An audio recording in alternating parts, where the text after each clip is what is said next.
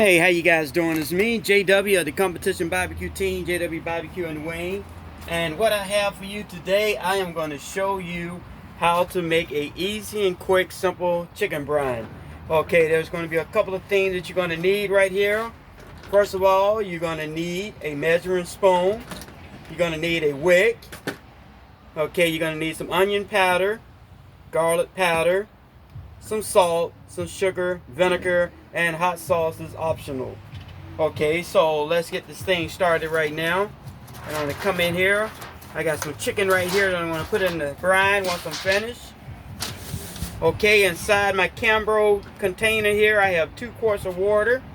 First thing I'm going to do, I'm going to go in here. I'm going to put a 1/4 cup of salt, a 1/4 cup of sugar, and a 1/2 cup of vinegar. Okay, and then I'm going to measure out 2 tablespoons of onion powder,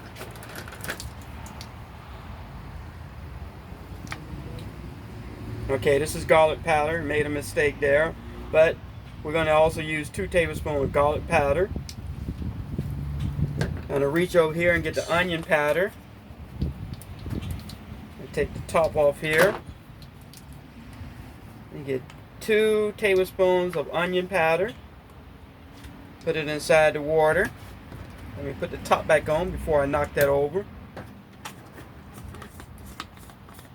Okay, the reason for the vinegar was to give it a little tang and the sugar to give it just a little sweetness to it.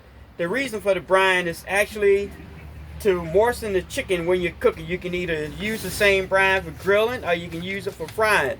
It doesn't make any difference which one you decide to use. You don't have to rinse the chicken off when you're finished. The only thing you have to do is take it out and just pat it dry. Season it with your rub and put it on the grill, or you can pat it down like I say and then put it into your batter, whatever type of batter that you're using. And to give mine just a little kick, this is optional here, I am going to add about a 1/4 cup of hot sauce to mine. Now, you want this brine to set for at least 2 hours. Okay, at a minimum 2 hours. You're going to go in here and stir it up real good until everything is well dissolved together. Okay, and you can let this brine overnight up to 24 hours. I know people say they let it go for 3 days, but I needed my chicken before then. But a minimum of 2 hours, and you can take it out, and the brine should be absorbed into the chicken, and you should have some moist chicken when you finish cooking it on the grill or frying it in the frying pan. Let me tell you, the taste, you are going to notice a tremendous difference in your chicken when you use this brine. Okay, like I say, I'm JW of the Competition Barbecue Team, JW Barbecue and Wing. I'm going to go through this real quick once again before I get out of here. And then I'm going to put the chicken in the brine. What I had was a 1/4 cup of sugar, a 1/4 cup of salt, a 1/2 cup of vinegar, 2 tablespoons of garlic powder and onion powder. And I use hot sauce in mine because I wanted a little kick in my brine, so it'll soak into the chicken.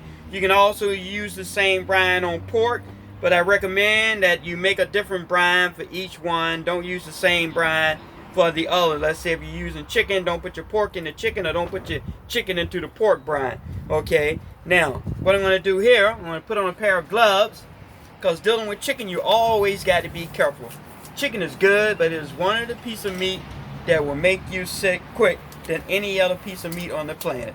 Okay, so I'm going to take my chicken. You put your chicken into the brine, making sure that there's enough water to cover the chicken. Put the chicken in there like that. You come over here. You take your top.